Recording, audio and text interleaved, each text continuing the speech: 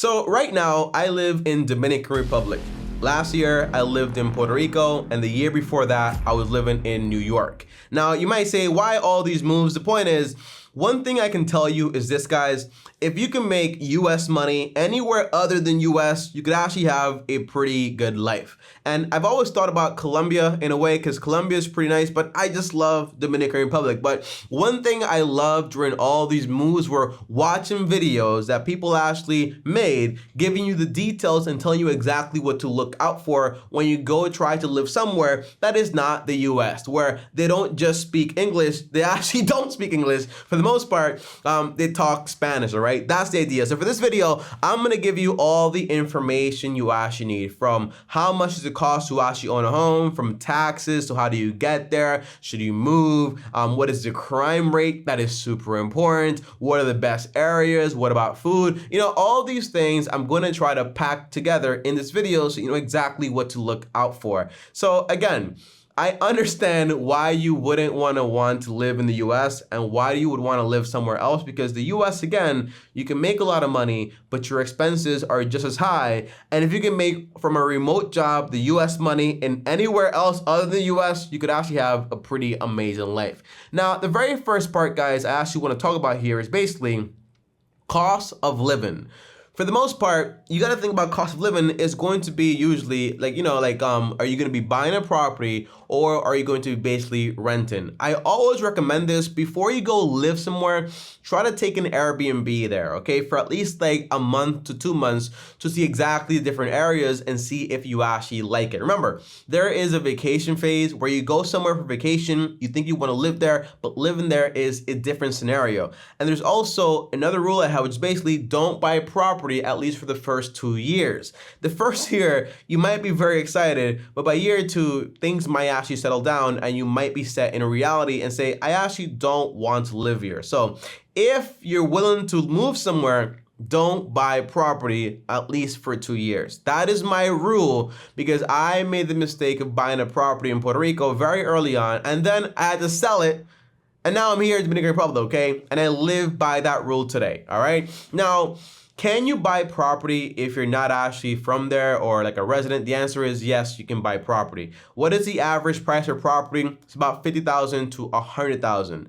And what is the average rent? Is between $300 to $700. Now, where are the best places to actually live there? Where you're going to have Medellin, you're gonna have Bogota, and you're gonna have also Cartagena, right? Those are the 3 main areas where it's actually the best to actually live, like city-like areas, okay, guys? So for the most part, that's cost of living. But remember, cost of living is not just where you rent or buy, it's also shelter, utilities, groceries, and transportation. So you want to take a look at the whole picture to see exactly, hey, how much am I actually going to be spending every single month if I actually move here? And remember, there are cheap places, okay? And I do recommend consider living with the locals. When you actually go somewhere, you're a little scared, you're not used to it, you might want to live in a fancy area. But if you actually move with the locals, like when I was in Puerto Rico, I was paying about $700 per month.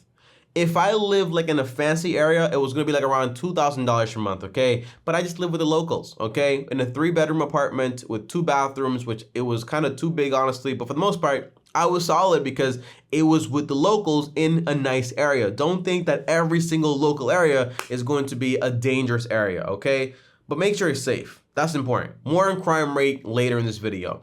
Now, number 2 is going to be taxes, because that's very important. Now, if you are a non-resident, you're going to be taxed at a flat rate of about 35%. That's less than 42% when it comes to California. But I want you guys to understand this, okay? Because even here in the Dominican Republic, we get a flat rate tax potentially, depending on how much money you actually make. But people don't mention this, okay? In Colombia, you have a sales tax of about 19%. In America, the highest sales tax is about like 7%, or like near like 8%, and that's also like in California, I think it is. But think about this, guys. Why is it that sales tax is 19%? Because in reality, a lot of people don't pay taxes in these countries. That's one main reason. So the way the government gets money and gets funded is by having businesses charge sales tax. It's the only way to actually get the money, all right? So consider this, okay? You go to a restaurant, you stuck with $100 bill, you're paying automatically 19% for sales taxes. And you also have the tip, which is like 10-15% also. Consider that too, okay? So it's not just a flat rate tax, but it's also the entire sales tax when you're buying things, okay? So that's very important. Now, when it comes to quality of life, you have to consider a few factors here, okay? Do people speak English? How far is it away from the US? And lastly, how much money does the average person actually make? In reality, people speak English, but only about 4% of people. It's very minimal, meaning you gotta know Spanish, okay, if you wanna get around. Number two is, the average person in Colombia makes about $1,058, okay, or $54. That basically means, why is this so important? Because if you're making 2,000 or 3,000, you know you can actually have a very good lifestyle because you make twice or 3 times more than the average person actually makes.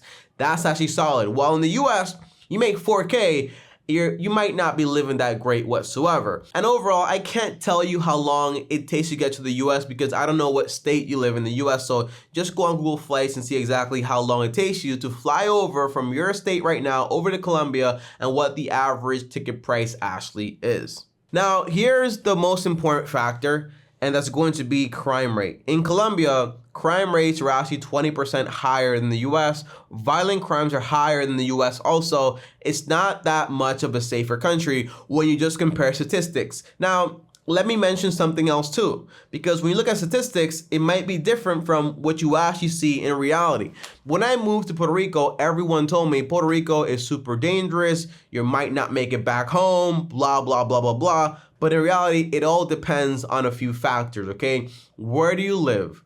Where do you accustom hanging out? And what are you usually doing, okay? So it all depends. For me, a person was basically at my house working, going to church, going to the gym, sometimes going to restaurants and so on. Like, I'm not in clubs. I'm not like in urban neighborhoods, all this stuff, okay? So for the most part, I never felt at risk. I never saw a fight. I never saw even something illegal going on at all. So I was actually pretty solid. So it all depends on where you actually live and the things you actually do in this place. So keep that in mind. And that's why I'm saying it's so important you get an Airbnb. It's so important you actually don't buy a place in the first 2 years. If you take an Airbnb, you go over there for 2 months, you see, hey, I like this area, I don't like this area. If you're staying there like for a year or 2 years and you're renting, you can say, hey, I actually feel pretty safe here. You know, everything's fine. And by that point, you know exactly what are the good areas and what are the bad areas, okay? Because that's also super, super, super important. So my overall opinion is this, okay? If you do move to Colombia, you will pay a decent amount of taxes, but cost of living is going to be decently less than the US. Crime rate is higher, but it's also dependent on where you live. Tommy, are you going to move to Colombia? The answer is no. I found my Colombia here in Dominican Republic. I like it. It's my native country. My people are here. My family's here. For the most part, I love it here. I'm not moving. But yeah, Colombia is a solid option, okay? That's my statement. If you guys want me to do more countries and do even more facts and so on, let me in the comments down below and I'll get to work. Thanks for watching. As always, like, subscribe, hit the bell so you're notified, and comment down below, will you be taking an Airbnb to Colombia? Again, don't just move there, take an Airbnb. And by the way, if you do decide to move, remember this, okay? Consider just getting a furnished apartment. One big mistake I made was I wanted to bring everything with me from New York to Puerto Rico, and from Puerto Rico over here, it was a big mistake because things can be so costly to move back and forth and so on. So I would probably just buy a furnished apartment. I mean, rent a furnished apartment. That way, I don't have to worry that much about furniture. Even though it might be a more premium because you pay more for that, but it might be worth it, okay? Thanks for watching. Like, subscribe, hit the bell so you're notified. Up here is another video. Over here is my face. Long-term team officially out. Peace.